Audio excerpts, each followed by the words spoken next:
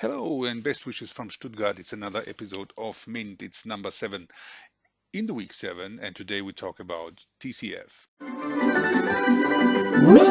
Material Innovation Nanotechnology Park.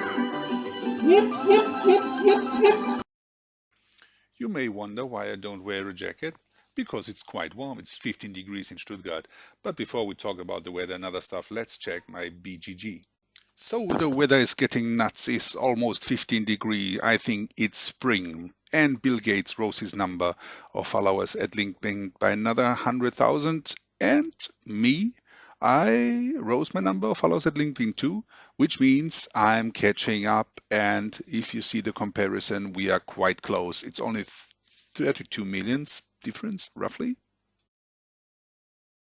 Okay, last week we talked about the scarcity of ITO and in ITO, which was needed for touch display for making iPhones and smartphones and many other communication things, and our motivation to replace ITO by carbon nanotube. And we made it. And first of all, I like to show you our results where we compared carbon nanotube against P.PSS. Enjoy. So let me explain the experiment. We took a P.PSS coated sheet and a CNT coated sheet, which was transparent and conductive, and exposed it to UV radiation. And you can see that the sheet resistance in ohm per square changed dramatically on the P.PSS probe. This means the P.PSS is degrading under UV light, whilst the carbon nanotube stays very stable over the whole time. So you see a key problem of P.PSS, its environmental stability. So the material is simply degrading, and this means it will not last for very long, whilst carbon nanotube lasts quite long. But let's check the intrinsic transmission properties of carbon nanotube coated films. In this chart, you see the figure of merit of ITO, which is briefly 90% transmission and 100 ohms per square conductivity. This is the benchmark we like to beat with nanocarbons or nanocarbon hybrids such as hybrid CNT, graphene, ink, CNT, graphene, ink, seeded P.PS ink, and other hybrid inks. And basically you can see that a carbon nanotube alone is not able to beat ITO. So our first focus was to enhance P.PSS coated films in their environmental stability by using carbon nanotube, and we succeed. And this was ECO Touch 1.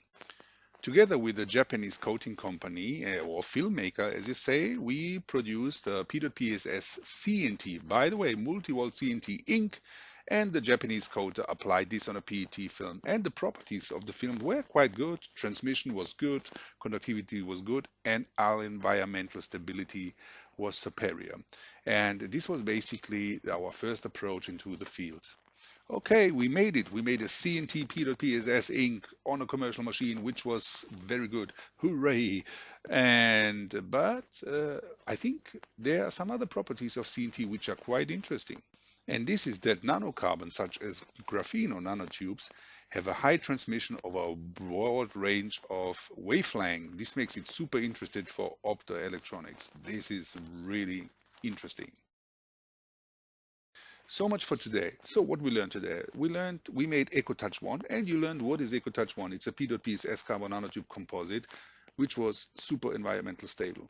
What is a good thing. And we learned that nanocarbons such as graphene and nanotube got a very interesting properties in the field of absorption.